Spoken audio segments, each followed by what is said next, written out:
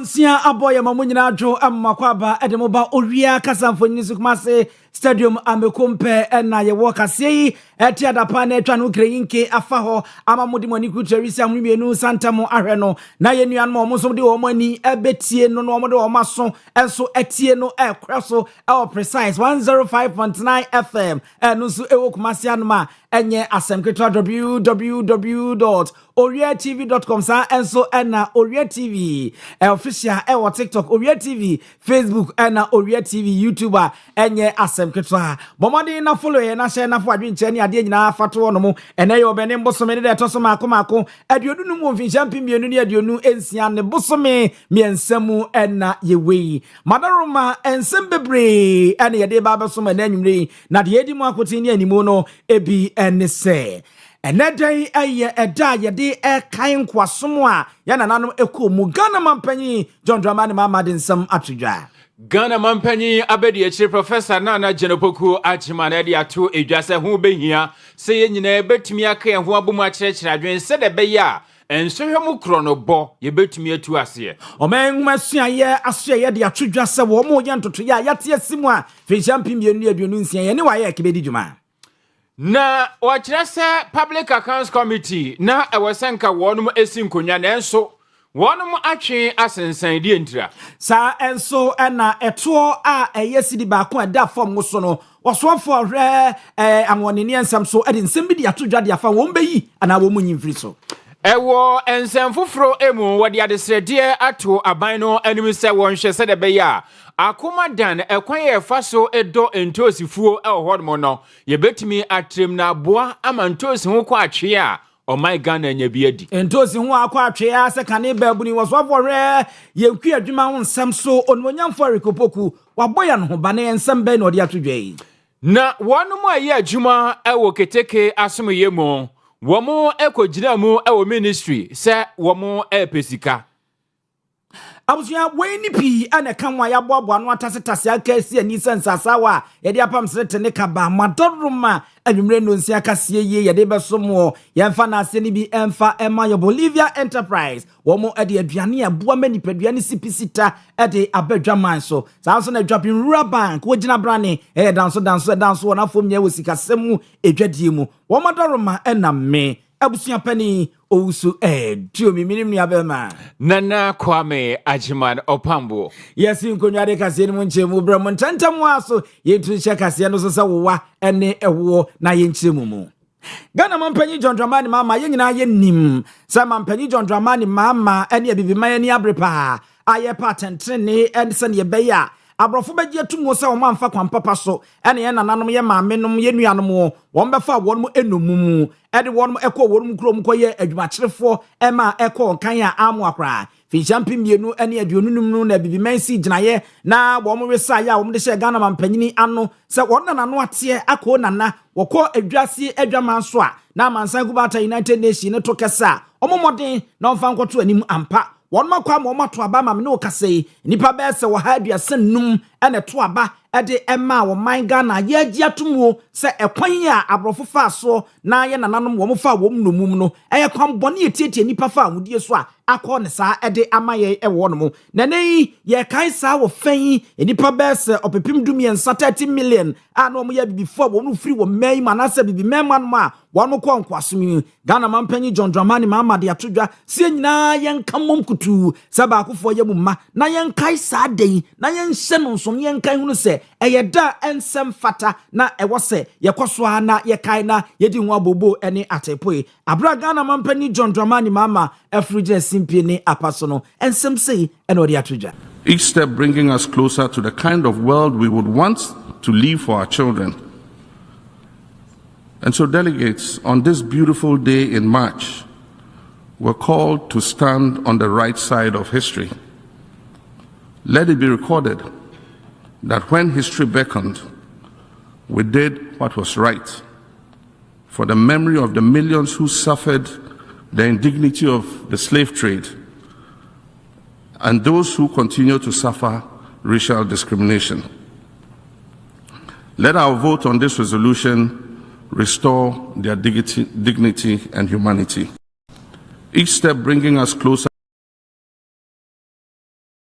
Ghana mampanyi John Dramani Mahama ena yetene nka no na sede na meka no sei na abato no a wonom to yeagi atomo se kwan ye fa so ema wonom efa bibiman mu nomum ema omkwaye nko adwuma no eye nko asoma nsem fatanti anyintumo no sei na abato no ekoso wom a wonom eka se wom de nya de a wonom bagi atomo no eye nipa ba asape ena eto editiaye saa nso a wom de wonom twen wom gina nkyɛn ye eye nipa aduonum emienu womo mankase ane womo mankase debi ana afeye womo munso gitum se no kwasem ni airtime eni kwase yesososo na yagitum prekope sa na ye kwambone no eye wo ha aduonum yensa wonom ane amanya wonom toye edefo a Ghana mampanyi ene abibiman ensemi so a akoye ni kasempa ewo ehonom Ghana mampani abedi achire Professor Nana Jenopoku Achimanu odi ato edwase ho behia se yenyine betumi aka ye ho abom se de beye nsemu kronobo a ekoso no ye betumi atu ase ewa bibrim atoye ama hodo emo na wo kyerese se ye betumi adisa adwuma na enye baakofo ene betumi aye ewose obi bia etumi eka ne ho bom na afi yenyina yesuesu adwen ne yepekwan pa ye de befa so na atumi aboa ama nsemu kronobo ekoso no yetumi atu so esa na wode sansimi tudwa wabra na enhyamudi etoso adioso ennan a enwa council meeting no West Africa examination council wayek won de share so and wotonsa adefre Ghana mampanyi abedi achire Professor Jena na opoku achimame wode sansimi ekotudwa ewase ene wo kire se ewase yetumi sinkete yetumi si agina ne agina pintin se de beya ensemu kronobo a ekoso nansan no yebetumi atu ase afri honom wo kire se sa wo hwe wayek a emfie pi ni na won maye nsehwe ede ama abibirem atoye ama hodo suku enkwada na wo kire se won mudi a ekita won mudi ka ne se integrity no eni kwasa won tutu na se de biara da ewase yetumi kura mu pintin nanso nansamu kame akoye se ensemu kronobo no eye ama ne homene so enema bi ewurawura mu a aya na enudie na afe obuo ayewo edema ensohwe no ema no ekofom enunti na wo srese obi anye na afamu die na yenkamum se de beya yebetumi atu kronobo no ase na wase suku mpanyimfo ye wonde schoolfo no ankasa ye wonde awofo ne ahwefo ye wonde na kroma ene wo man no yenyina ye yafam die na atumi aboa ama pempenso ye pese ekoduru no yatumi akoduru ho ensem a Ghana mampanyi abedi achire wode tudwa enie certificate undermines YS mandate. Left unchecked, this risk will erode the credibility on which the entire examination system depends. This is not a challenge for the council alone. It speaks to a broader responsibility that rests with institutions, communities, citizens, and especially the students themselves. We must therefore be clear and consistent in our response, which is to uphold the integrity of our exams, to reject malpractice in all its forms,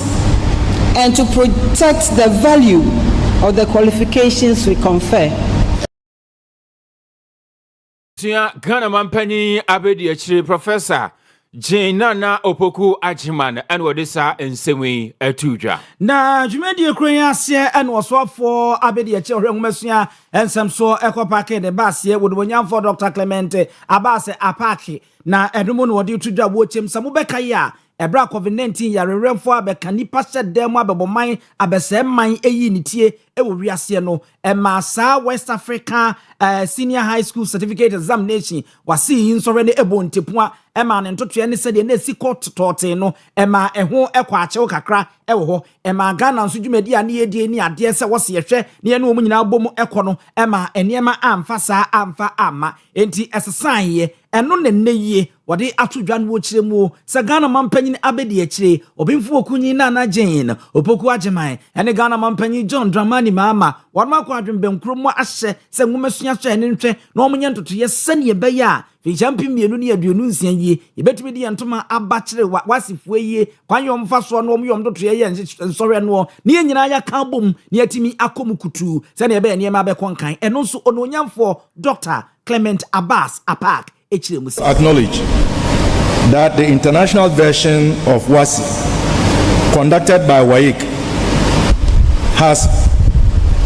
more inclination towards credibility, compatibility, regional collaboration, knowledge sharing,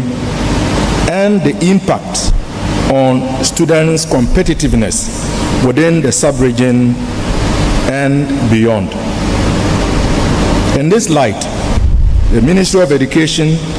upon thorough analysis of the pros and cons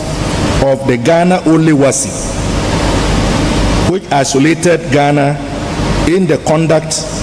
of WAEC's WASI, and upon directives from His Excellency the President, and I must add, Her Excellency the Vice President, a quintessential educationist, the Republic of Ghana is pleased to announce the restoration of Ghana's participation in the international version of WAEC's conducted WASI. Ghana will therefore be administering the 2026 WASI with other member states.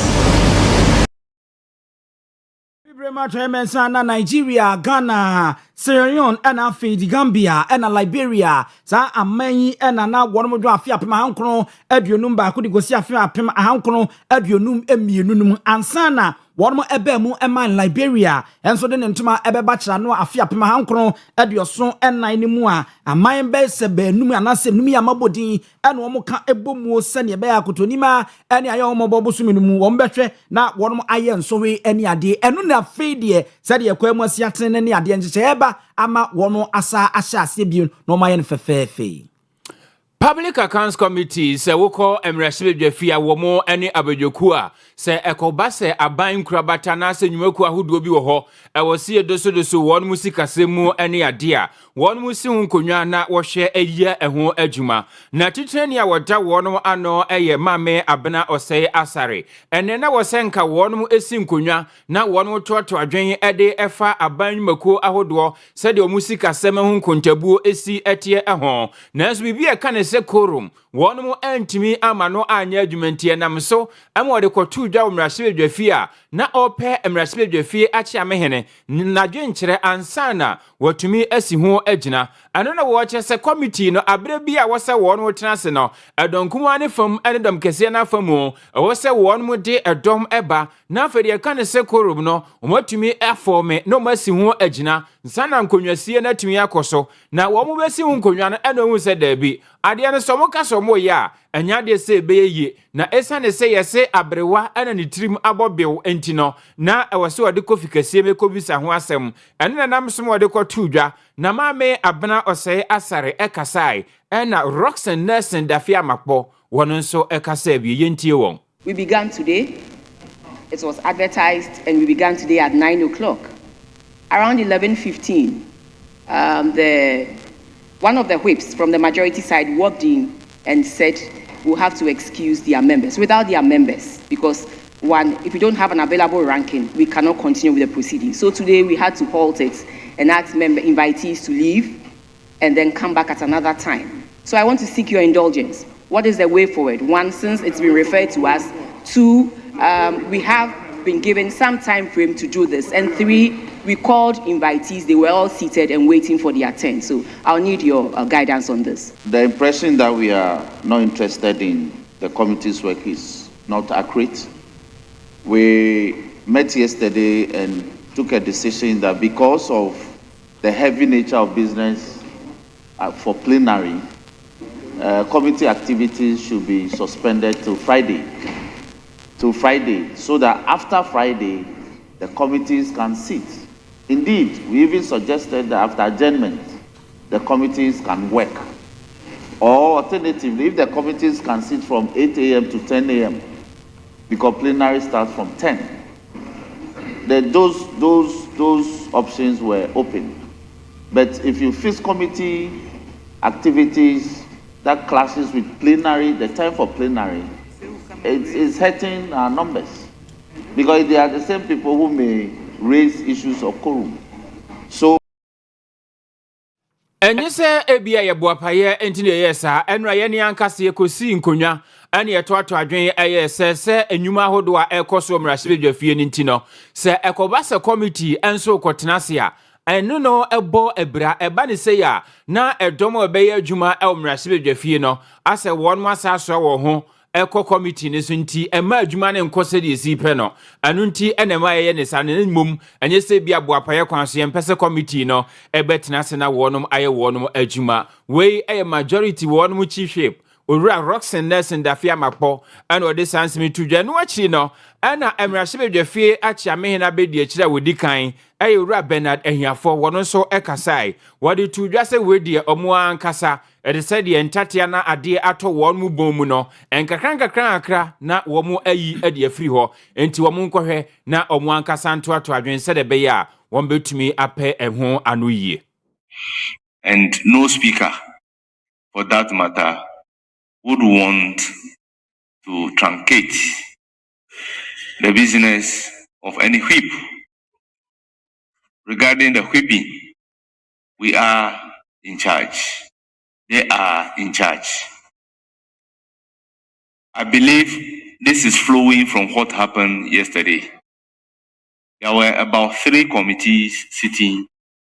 yet there was an issue of quorum. So if as a result of that, they have cranked the whip that all committees should come to the chamber to do away with the issue of quorum,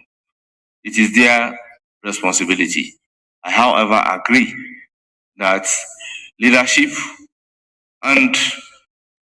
the leadership of the committee under reference should meet and iron out the differences. We a Emirashibe Jeffie at Chamehene Abedi Chira with Dikain, Ora Bernard a here for.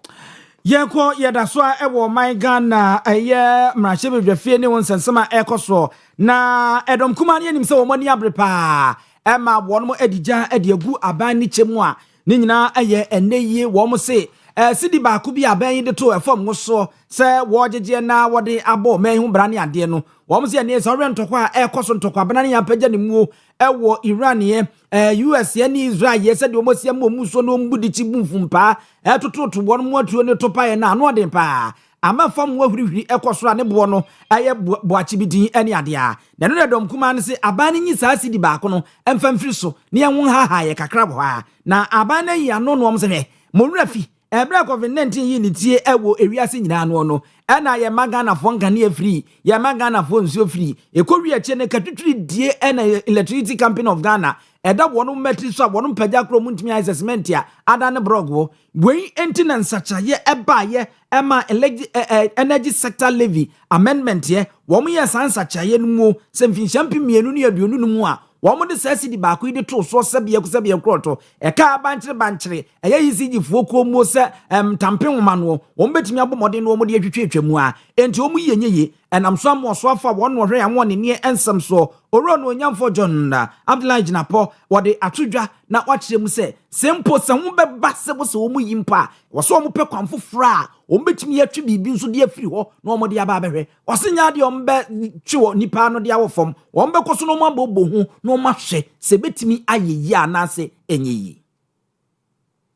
CD before. Fortunately, we are not at the 23 CD mark, but and it's largely on account of the management of the economy. Because of the way the economy has been managed, like you said, the 3 factors, the component of the exchange rate has been duly contained. Now, I agree with my brother that government must do something when it gets to a certain level. And like I said, all options are on the table. We are consulting amongst ourselves. And so it's not as if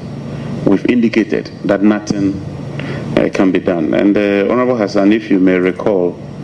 this very house, when we assumed office, consolidated all these price stabilization levies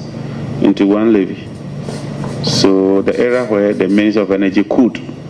unilaterally suspend the price stabilization recovery levy doesn't even pertain. So I don't even have the leverage. And it's this house that passed that law. You decided to consolidate all the levies into one. And now it's an energy sector levy. But we would monitor the situation, and we would take steps to ensure that the consumer is not overburdened. There's always a threshold. You can't allow the consumer to pay beyond a certain level. And so when it becomes necessary that that decision be taken, I'm sure that that decision will be taken. But Oswafo we anwon near ensem so ononyamfo John Abdullahi Jinapo na yetene cause Mr. Speaker na de nkrenya nu 23 na ye to nu MC eguso ayeye ho ntoto he Mrese Virginia we jira ade hye wo ofin so atifi abato mpesia so Dr. Fred Chei Asamoah no wode ade sede ato won mu a edisika ehye enwuma hodo mo mekire investors se wo mfo woni nkyeremu ewo akoma dan se de be ya wo betumi ahwe ama ensutae a yede eyekua adwuma de se akoma dan irrigation scheme no wo betumi de wo ho ahye mu bi na aboa ama afimu ni nyina yetumi adua entos ni bi na aso Ghana de hye na ankoba ne se entos ho kwa atwe a ye ho akokire ye na wo kasa e omrase bedwafie no ana Dr. Asamoah kire se wo hwe entos afibia Ghana yedi ene de ye ne yankase yetumi dua e wo ha na akeka ne mabom titibi free mu a utumu se entemo no wa papa yentimi nnua ne dodo mu enu nti agisa abre bia ye foro hyen kwa amonone ani akokra ntosi ne de free Burkina Faso aba Ghana na yaba abedi na wo kire se wo hwe Ghana emfimpino ene aduonum yensa wo de san kontabuo no eye adwuma metric ton enko antosia yetimi ye wo man ni mu no empem ahannan aduosia enwotwe ana yenso no yedi bese opepe ekoro achiripo ahanu ene ensia ena afei enum 1.265 million metric tons eno ayentosi yedi yanko awo enti sa ukoti edi free ahana ni mwatumi se aka achire bebre di aka no yekokra edi free o man foforo so ane ebedi ye na sa nkomoboy eho akohia sane se enchai ana Burkina Faso man no wonum ebo amane se entosi a wonum eduama Ghana yekofa bedi no sesei wo mu mfidi djuma ahodo no sebe ya mbenya bi no motunya danem edi amma mfidi djuma ni nti no enya de se omema kwan se obi emmefa anase omunkra emfa nkwa amonone sesei omani mu ane beka na ye bizasa Ghana ene entosi no ye beda ne yetimi anya bi adi na mu enkomo twetwe na na ekoso ena mrasebe dwane ye kire se wo hwe entosi kura ye dua o Ghana ha na ade ha adwene se wadua ma na ba no se ekon ye befa so akura no kura na ho nsem akoye den emu be se omu nchemu aduo no aduanan na asekwa ni nyina ya ade a ewo se yetun ye nhye ya yede ebebo ho bra ensem a Dr. Fred Chei Asamoah odi tu jom rasibe dwafie bi enie yura obedi manso ike champion breso na tomato dua ekoso kase o man na efrase o akomadan ni fiye emetre ko tua bodom agogo ene demma enyi nkura akaka no na tomato efrase o akomadan ne mpotem no ye wom ne se yentini antoa so anye de asiye uhwemu a eye akomadan irrigation scheme aban eye one World Bank eye 1974 to 76 no yura kufo ba ye 2006 ono so ede sika kohyem ehwe se obepegem na 2012 to 2013 so NDC aban ekohwe eye bibi o at the same time Osha 2017 to 2018 MPP abaya akufu adoni ba omiade ni so ebeye at the same time in 2023 no so yera akufu ado ebepejemu edi irrigation technology ebeka the woman said tomato ye hia okru Ebi mo keka say 800 metric tons and tisa. Nipa de sanse to dwa ayem rashbe dwane wo gina mo ade hye wo fin so atifin abato empesua so Dr. Fred Chei Asamoah yeguso antosi ho enkomo ne yedie ni nyina yeboki nansam omode abeya se agya wo ma na dio mu ntosi nya de aman bi sese wo mo de ekoso ne ade a wo mu di wo ma de wo mu fie na se de ade na sia ni binom kasa an ene ho bekwa atwe ama ya nhwe yi ase de besi akwakoye no no wanwa mu konko ba ku bi a wano a wo pentosi besi aba ba ku seyi na wate na ade aboso no atwi makonu mpo no eho be ye den de ama ho na eno no so for re yagede kwacha ho nsem yenuane ene ho nsem wo no nyamfo erikopoku ade abetu dwan wo so mo bowa waso wakache mu pren nye prenfa no ukure bia ni wa wasasem no etosi bia ni wa ho bekwa atwe da wasensa wo re abane nchicha ye mfin champion mienu ni aduonu emienu num a wo mo fi wo mo ani pa a wo mo ye nhyehyeye operation feed Ghana no yesi agro no mu die ane wo si enkroto bebro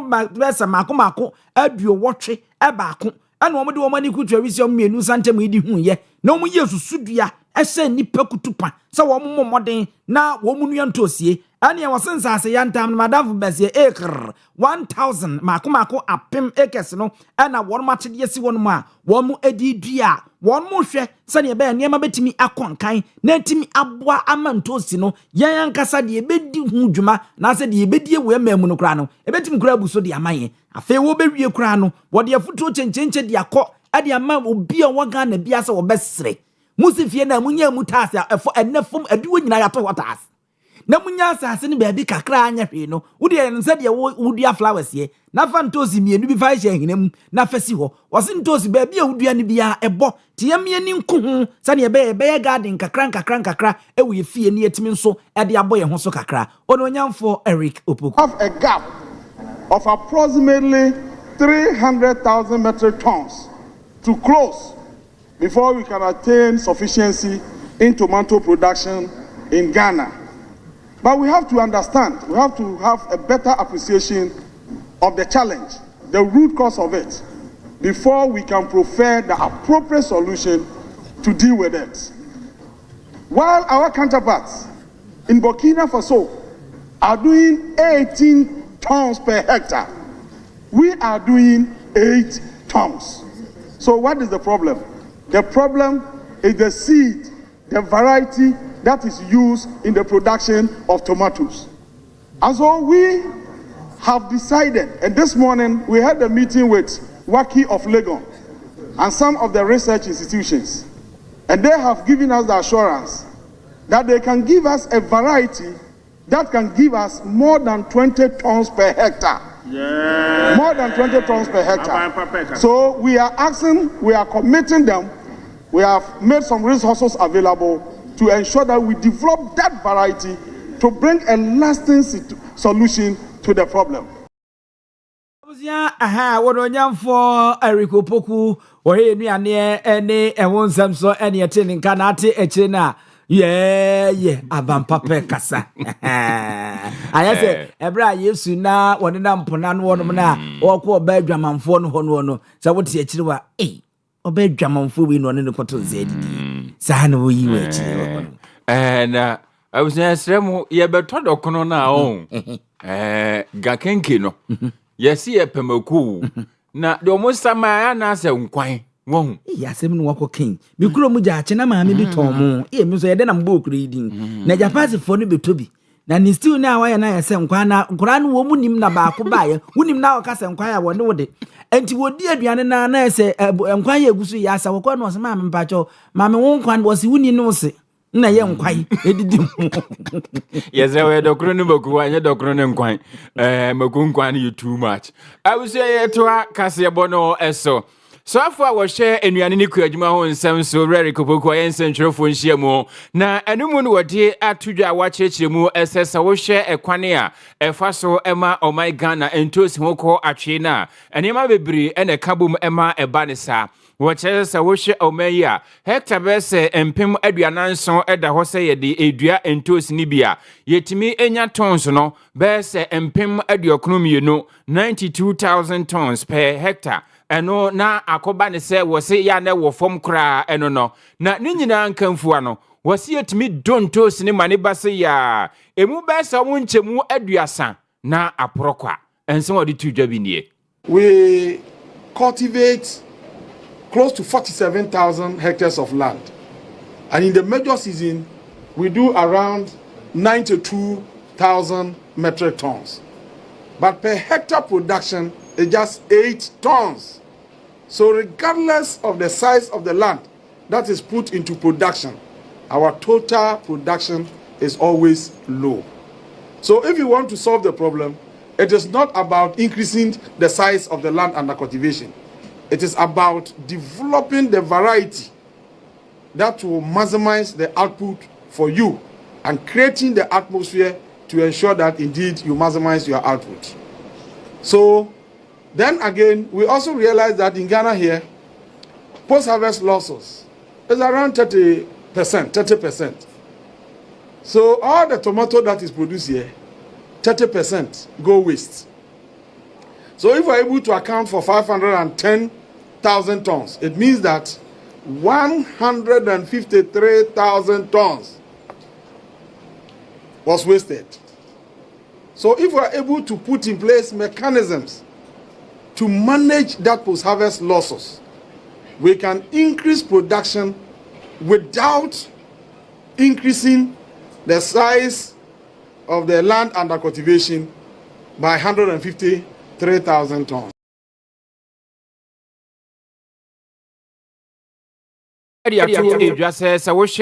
Anamu ahodo a won mu tu se de be yantosi won kwatwe e wo man Ghana mu hu a wodi wani echiremu watifedo amantam ahodo be senum nu mu a bohos ahodo be sahanu aduonu 250 ana won mu hye ne watumi atutu se de be ya ye betumi anya bi ne yedi aye adwuma wo se eno nso enanchen asase yantam hectares ne be sahanum ana no nso Tano irrigation system anonso ye se de be ya ye betumi anya ensuo na edi apetepete ye nobaye no eso anonso na nchen wo se asase yantam be se hectares no oha ana nonso akomadan wonum age edi eso no wase nyina ya anamo a wonum tu se de be ya ntosi ne betumi adua bi ewo omai Ghana mu na eho enko atwe. In the 5 northern regions,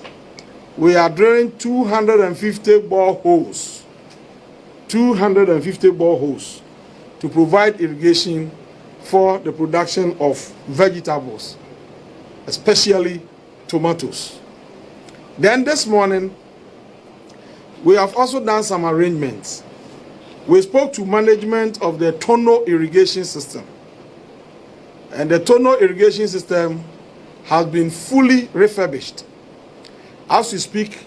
it is making available 2,400 hectares of land. But because the farmers were not getting buyers for their tomatoes, they shifted from the production of tomatoes to the production of rice. So we spoke to them this morning, and they have agreed to make available 500 hectares for the cultivation of tomatoes immediately. In fact, they requested for a buyer, the assurance that they can have a buyer who will be ready to buy as soon as it is produced. We introduced a buyer to them, and they have agreed to work together. So immediately they are moving into the production of tomatoes. In Akomadan, we check our irrigation system there, and we are also getting 100 hectares from Akomadan for the production of tomatoes. They also ask of buyers. We introduce the buyers to them, and they are mobilizing to start production immediately. And so looking at all the interventions that we are putting in place, and the fact that we want to procure and distribute 13 metric tons of improved varieties of tomato seeds. And then again, we are procuring and distributing nationwide 69,000 metric tons of fertilizers. We also want to procure and distribute nationwide 883,200 liters of plant protection products. And then na swafo a wo hweku adwuma na afenuane won nsem so amano anso sanso abo amane se wo moden hye bi ato akwam no ehye feed Ghana enhye no ase sebeya secondary schools ahodo be sa hanan ane dumiensa ane wakuru kire won mudin ade agu nkrata mu se de be ya won mode wo ho ebehyem bi na ntosi no omonso adua. what we have decided to do is that we are going to supply seeds to the secondary schools who are working with us under the Feed Ghana program. We have registered 413 schools. All these schools must also go into tomato production, at least for them to feed themselves on campus. That will also reduce the demand because they are able to produce to feed themselves at that level. Then we also have churches and other agencies who have also registered to work with the Feed Ghana Secretariat. We are urging all of them to also move into that space. Now the demand exists. What we don't have is production.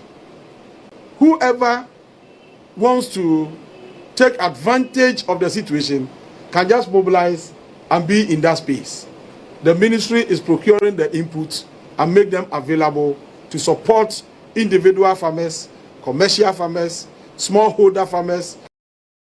We ayodonyam for Eric Opoku ono ene swafo a wo hweku adwuma ne nuane won nsam so ene wo akyirikyiri na mo award mu ti se de be ya ntosi no eho enko atwenti udua ntosi wo fie ofa akyire ho a na wanyankokon ketenketi anyinyini ni bi mpusu na ano no na wona wo sene no udua jene kakra leko kakra ntosi kakra kokon ketenketi nsuni enti osa dua kakaduro kakra de ka ho a ene no ano no why light soup now na wo sen no wo kono era so a wo hwe Owia Kaseɛ mfonyini e wo Kumasi Stadium amekom sa enso na precise 105.9 FM enso e wo Kumasi ya mutie edi free ho no mo yento aso na yemfa emamo Ghana for mebia mo yasuafo ho akodi nsensem e wo nkrofo aman eso a sika e wo se eboa na oman ne de bo wo no bra na mabasobode scholarship no enho akwa atwe de ntimi nkontie mo akodi nsensem yakra na Aben University of Memphis or United States of America ebeto dwa se eno eka da wonya kaketwa eno nti Ghana for ma wono moje ntete wo hoi yesa wono no so the red pen ya ye wono manim se wono man hwe ya ye be pam wono ne ade wono nkrata de free wono nsem ma Aban no etubri katente kopa American dollar no opemba ko $1 million ya wode ekobo eho ebra ewo ene wode wani echem ewo United Kingdom a ebi efri wono mo eba echem a esuafo won so akodi Benin sensame ewo ekwan weye mu ebiem a mene wo ekasa yie won mu euros no mapepem makomako aduasa emienu de 32 million euros na chese omei edia enya asem ketwa enam so ama wo man Ghana na musini a wogiremu ede maye ewo United Kingdom wo akwena sponsor ampa wato da numtuo ama wakyerem se eye nokre se de yekoso ni wo muguso ni Aban no edi kasubom etoato adwen esoi adwen kwanyo mbefa so ama wonu ewuram ewo abasobode wonu asyewa yes scholarship secretariat ya wonbehu kwampapa mbefa so se ne be asuafo yi wonu mode sua wonu mbadwe wo mo no manya team fine so ede asuade. It's all about money. You get money to pay the arrears that we owe the schools way back from 2020 to now. So if we are able to clear, I don't think any of them will find themselves in that kind of situation anymore. We are doing what we can as a commission to get money to clear those debts. And I think you know about how much we owe the schools. I mean, it's like a whole ministry's budget. You know, you're talking about £32 million. That is a lot. But we are trying just to make sure we clear those debts so that the children can go home. Because of that, I think since 2025, we've not been able to give any scholarship into this country. Because no school will accept you if you owe others. So we'll do everything that we can to make sure this particular problem is resolved. And on that score, have Obaina senior war United Kingdom akwinanse kwansa ena wachirimu edi amayeno. Keteke adwuma fonka mu kwa wo my Ghana mu ene won mu tigo monten so mo asem nyina ene se wo mo efa sa ye kire so aka ede a kire Ghana aban se komo ya na won mo aye adwuma be se abosumi dunan ene a kire won mo akatua aka mbesi na yentua emfa ema wonom wo mo e kire se emu eye yi enu nti se de mpanyimfo kan se oyafunu yo ye ne se wanwe wo se a yenhu ne yapɛ aduro ede aye wunti no de na abedura ne se won beti wo ho agumonten so nti enei asoye a wono hwe akobadie nsɛm so atena yem ana wono kokɔ gyina ya na wode ɛkyerɛ mpanyimfo sɛ afɛdi ɔmayɛ bia ɛyɛ yɛnhwɛ na wono makatua ho nsɛnsɛm na ɔmasetena mu nsɛnsɛm yɛntoto ne yie kyerɛkyerɛfoɔ panyin aduma adwumayɛfoɔ yi wono nkabumukuo no awura Benjamin Esuman wɔne nsɛnkyerɛfoɔ kasae a wɔkyerɛ sɛ wɔn aka bia nanso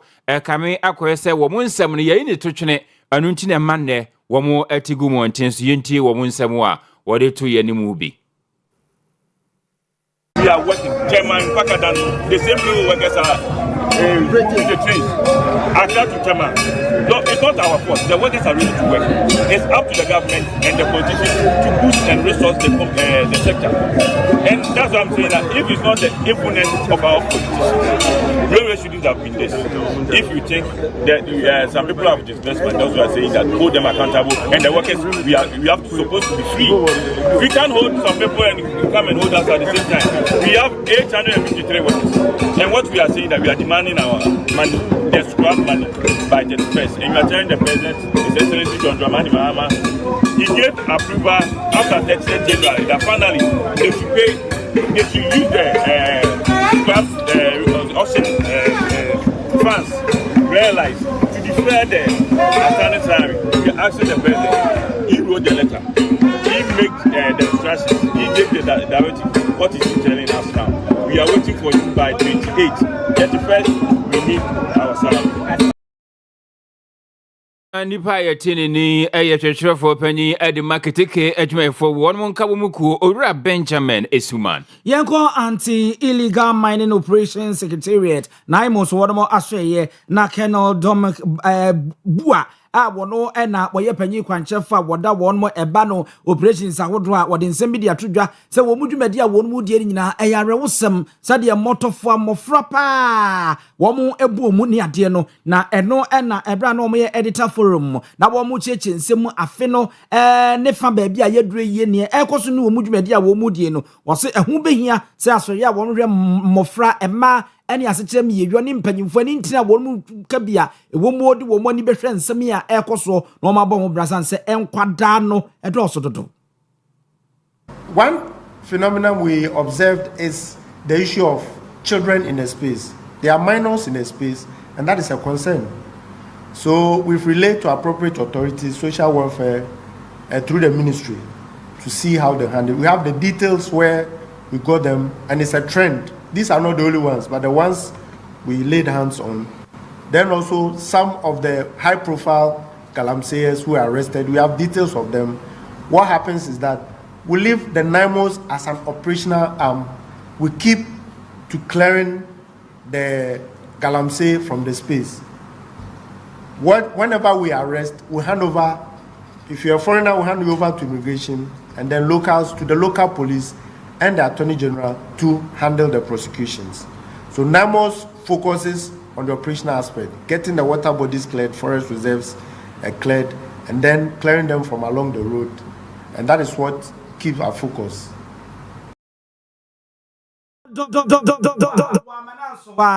Ena wotu aswa wade kokobo ensam edema omanfo a eya na NIMOS ebepio no mpeso omo no omo tiginati adankraye mu no omo kyerese wo omo nso mema no waka kyere wo omo senso hye mfa nipa ensionyu na fa nipa ene ebu eyi yesi wodo nipa pe nipa pa nanso wo se wo omo hweyie wo omo sa wo omo no so abanwe omo betukotie ede so an wo no ankasa yem.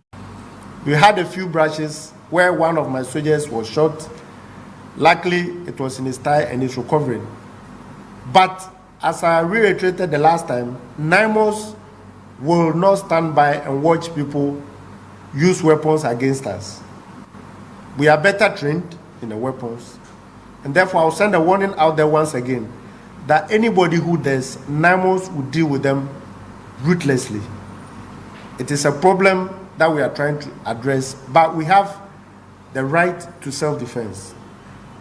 And let no Galamsey miss that. If you go to the field with weapon and you try to fire it, a lot more will be at you.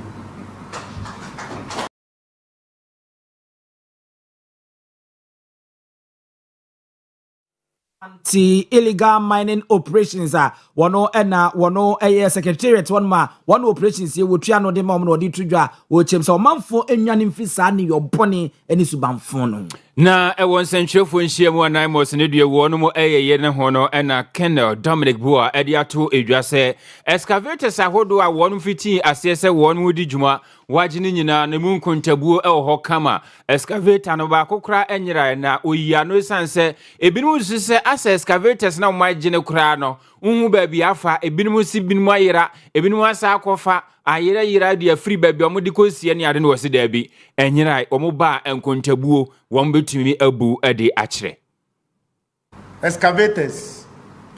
every excavator seized by NAMOS is intact, and I reiterate that every excavator seized by NAMOS is intact,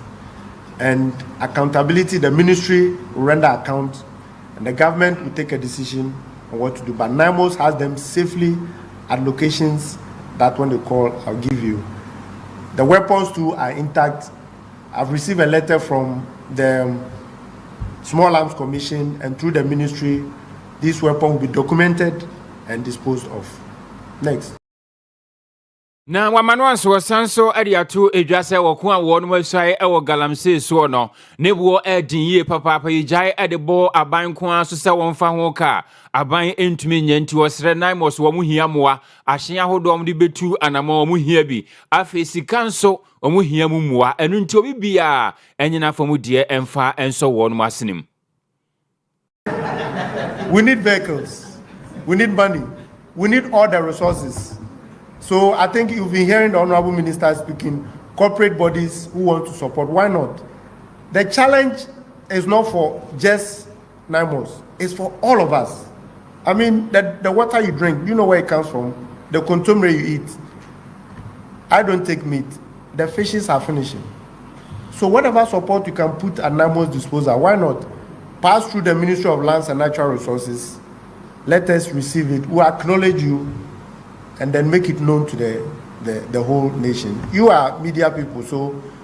we'll call you. Director our show operations so Edima Naimos eku awon mu na hwe na awon mako ede etia galamsey wo my Ghana mu Owia Colonel Dominic Boa and we dey sansimi to 20 enje kakrai na yemfa nkoboa won yenwura pomudi mu na wosofo abedi echa hore apomden ensem so no nyamfo Grace ayensu da kwa esikando ketan rahye bedwani na wode nsem ede atodwado ani kiremu ewa hafo mantama doctor for bese duonu baako na aban apa wo se wo nkonko ye adwuma ochemu emu be se ba wotwepe na akwa koduru wo mo maka no kaka wani na obunkunta na atwemu kroji na chese de akoma wo mo maka no nkoye no eye ba bi o mo betena ene ma o mo de be ye adwuma ya sabia wodo no mu no enwa kwa atwe eno no so afredi atodwa se bo mu guso abo mo ye ntote abo mo di nkomo se ne be o mbeboa ama o mo nsa aka wo maka de na afeyie no a doctor fo bebre ebe kwa hafo mantamo ene mantama wodo aka na akobo adwuma e wo no mama ne ma etimi akonkan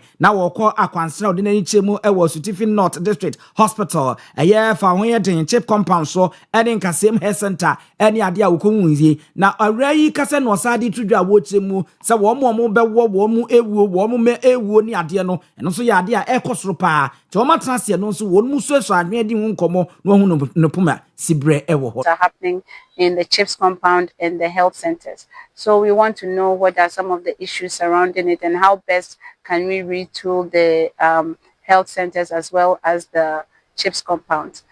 We posted 700 doctors to district hospitals because there's a lot of health disparities, patient-doctor ratios across the country, across districts, even within the same district and the same region. There's a lot of health disparities. So we want to bridge that. So because of that, we send doctors to district hospitals. Some of them have shown up and some didn't. In Ahafo, now they have 21 and only 8 have shown up.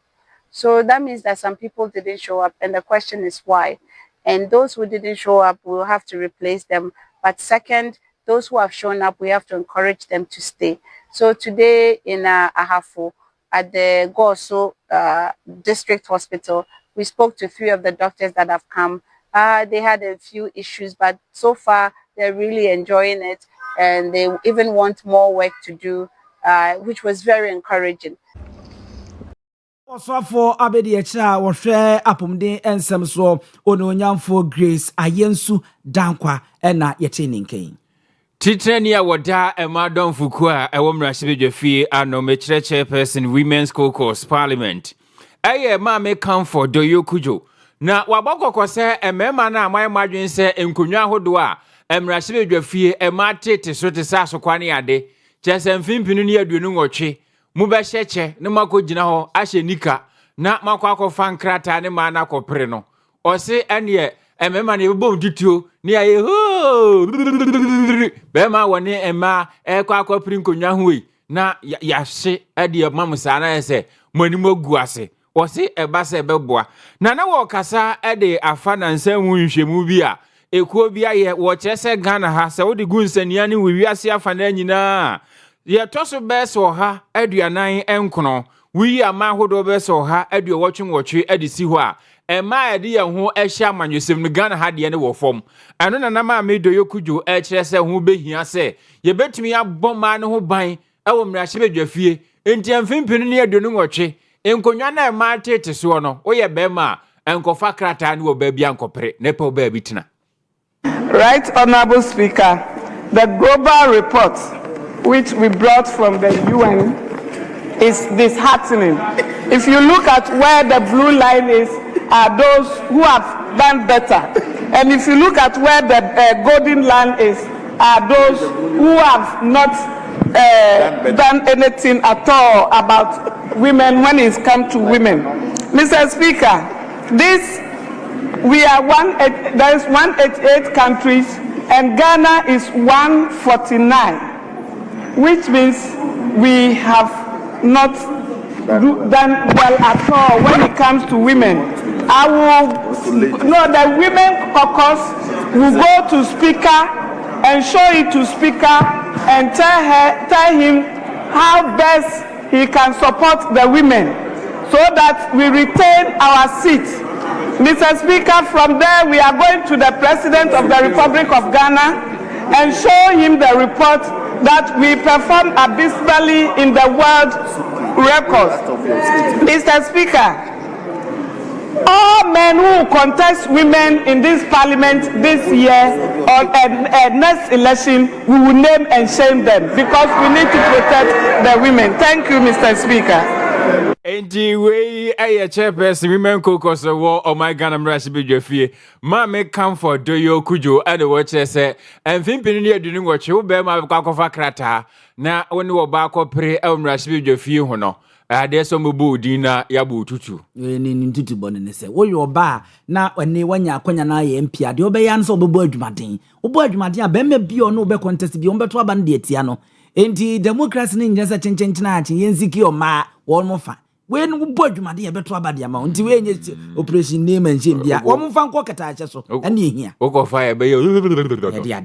yenko afo ano South West District here na yenko di nkomo wo na me no kasa ye besi samre wonum ntimi nto aba enyi presiding member ewo ehwonom wo mo de kobo ani a omonyo obi antimi nya yebumu miensa na emu mienu betimi amu adi nkunim ne wo mo de akɔhye so sesia ya ankowie payo eno ekowie se odwonyamfo po conscious wono enya ema no aduonu ensia ewo ho ana James apia wono nso enya ama no edunsia ewo honom na yese ni nyina mu no abupam miensa na obi enya mu mienu no ansa anko ankosi aga na ano de a wono kokoto ye nso saa eno kowie na bobobo so saa enti eneme no kasai abato komisansia na mu a oba ye begina animu na wode ni kruji ehwe abato ye koso mu ade atodwa se wo masa atwe ade asensen ehwe nafua besedu achi no na masa ade ababbo so bio no mahwe se betimi atentam a enam so ma assembly members ni bi ade wo nsam de atodwa se we be ma manta ntam na nasa mensi no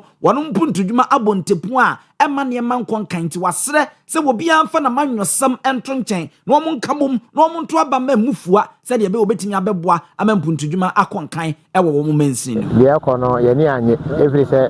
assembly no say anya preside member yedwuma die bia no nkoso enti ye ne omo kasa be anye ye bet ye be saba bio enti te say de ye be ya adwen say ye be ko fiefiem ne ne omo kasa yie ne ya kire omo die ntia e we say anya preside member because anya preside member assembly Mr. Minuanum nyina sese ye nya preside member e wo NDC mu dia ye dwumadie nyina be basa emwa esanse ebra na omo aban mu no omo preside member ni enimie ma na ekoso nti se na esan ko basa ye san de preside member abehye omo nsade na chese ye ba ya na se ye ko de member abehye omo nsade na chese ye ba ya ye MPP for na ye kase MPP kokoso ye pese ye nipa e de ebedi preside member no ema because ye ni DC eko anon krom se nyame a 100% ono so di MCI preside member no ye de ebe share ni monyam sankoba no sa ya tuwe ono so ayi obi so me de on be contest ye nipa no nti ye mpeneso na mpeneso china se ye cover 10,000 times krana ebe to aba e de tia NDC ni no be ba 10,000 times one to millions krom beto aba de tia NDC ni ene ezam so mugu ha no asemu enko abusia yenko enkra ene nkrama asemu na Institute of Community Sustainability ICS sa ene yefre wonom na eyeko ba kwa wonu atu ho asi wo se enkra ene nkrama ya omanfo atu anite ade asi wonum so awimwa ne nam no sa emwa ne to na ye omoya ti omatumi afamu na omanya lawyers a che se ICS ekuyi ene omasori agina se mwawe kakra ye mo sora manwe nkra ne nkrama sa se die wo meka bia mamoa no ana mo kire se enkra ne nkraman wo mo ye nipa namfonom wo ka se okra bra no wo ba kraman bra no wo ba we yawe no enti omani abere ana mo ye se da bi omo ma ne nso a wo mo bo ntoa ede akọ apuemantamu framantamu enkrampuni mantamu atifi mantamu a kirekire omanfo mo atiase ye se de be ya enkra ne nkrama wie no ye betumi agyan na wo mo koduru baabi no mo se kai akwa no woni mo ya mfi no ana omu dwagu no so saa no se ni wodwane pe baabi faaye na enei woni wo wie TV ene Precise FM abonkomo a kirekire de course wo mu pote executive director Eric Jerry Edu ansomade tu dwa bi enie nkrama ne nkra no omo ye ebusuafo a eno ose no omo tena fie omo ye emmoa a ose ewe wo omo nti ye de tudwa na ye sate se ekọ ye mpa ya pa obo ye kọ ye no na ekọ north du ono ye no omo kaza ye du ona na obi eja wakoto ba ko a ode ne ko nti ni physical no me bi say ode kama na ekọ yin no so okọ wari this weekend na list na omo de man no ne konta na konta for ni law for ne say omo pe kaman ina omo de adam say nti omo kaman de ade no manto oba ometumi anya ne wa wo ba ma omo no so David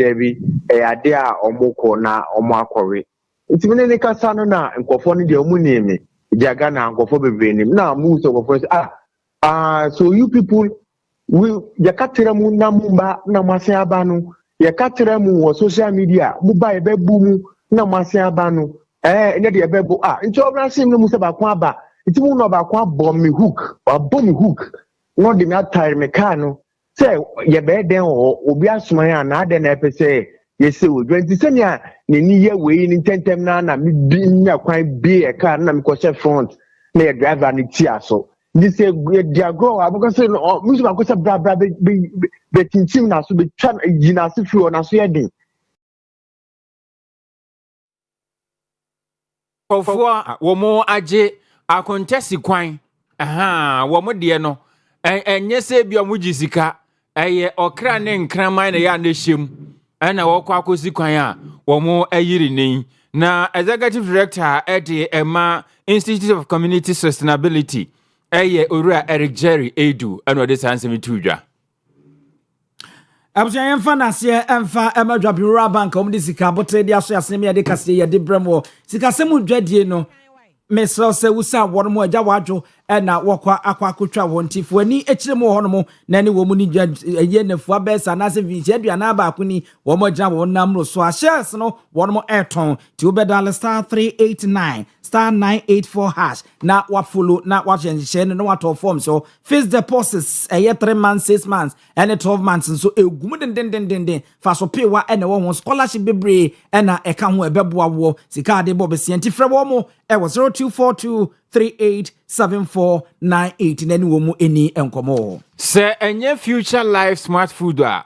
ya Bolivia Enterprise de aba ena wudidi anya na wudidi gu esan se enei aduane papa aba ena aduane a obedi nso no kyerɛ sɛ de onipa aduane besi anyini ene ekwan ɛbɛfa so a obenya apomuden enu nti ena ya Bolivia Enterprise de future life smart food aba edwa so eboa sɛ de be ya diabetes ne pressure ne ade no wonko enkonya bi na se wanya bi mpo a ebetumi ahwinhwan so amano akofom future life smart food fiber protein vitamins and minerals ahye mu machom anunti eboa ebistu immune system no ama brebia na wo apomuden future life smart food ya Bolivia Enterprise ya bedwas no yenye den anu ane se wotia na de aguade na de nsu aka ho na waka afran wadi wade kama ya Bolivia Enterprise Kumase anom ofri Sofolai na wodi wani chim pata ase kwan so alignment ho a ene wo aya na woni wonum adi nkomo 0242878090 and 0246010150 yenko wie kase no banka busua fisi eno asalaja ga south municipal enkran pumpuni mantemu na enkran ni arowosam krefru abekensa echiremu langas feyi ebi abomode arenyame anim amomode wanipa bese basa wonmo atwa wonmu ti edi afri womu ni padua so na aka wonmu nkuntunsini ama ba ko so prepre mode pa babia woda no edin yie pa ehonmu na abra opanyi dako woye assemblyman Asharaga electoral area wo chiremu na ode akire honorable Gilbert Kwame afikpe na ochem se sanipa banu ya wonmu atwa wonmu ti ahomtepa wonmu kotoi se wonmu nkuntunsini ana kyese eda wonmu a wonmu ti no enso ani wonmu a eho asem dan bia wonmu ensi enwieye ewomu honomu afi wo ba konso de akrabo ka no wono so eprepre mode a wo won nseka ne ade a wono so eje ayarhwe a emu odin yie pa ewo honomu na womo ede sa wo hawi ene abenedie asie nyina ho so bode akwakobo womo e from Langas womo eheda ye mema kentra womo a usi wudan anu aba ena wonye sei ena wosai plan we ena ho ahwan wasase bi pese we na womo abetia betini agigigi sofi ni upikase ne ade no wono san nkrofo no ena womo de sa sobuye koma womo panyimfo se womo de womo ni kutu awisi womo mienu santami ede hwe se womo ensa ebeka womo kodi sa abonefusemi na afi romahwe na womo de womo agina emra no ewo Asharaga honoma akoye arewo sempa ewo ewonma enye asemketwa ewie ebia moma yenyina eno so na yenamo amohwe ye wo social media ni nyina ase na opambo ewrei eye rapport wase obeye nuane no de aba na oye nuane pa nti wase odi nuane bebro ya grace enti ane ye so twen pa ne nuane a woye no enuane ababa we ye nde anya asem keto de abeto so odi bebrewo enti obi apa nuane bia ne ne tese no ano no ewo hono Ofa voyanko. I was there just there Admiral Sia Kasebono SC El Haruti every precise 105.9 FM so now Shefri Owia TV and so and I see Ankoma newsroom Abuafo no enye director ayo bapa ya agri semufuo Owura Benedict Asante Yeboa akenkanfo ne yemme Nana Kwame Achiman Opambo menimia Abusia Penny Osu Jumi Sports and eba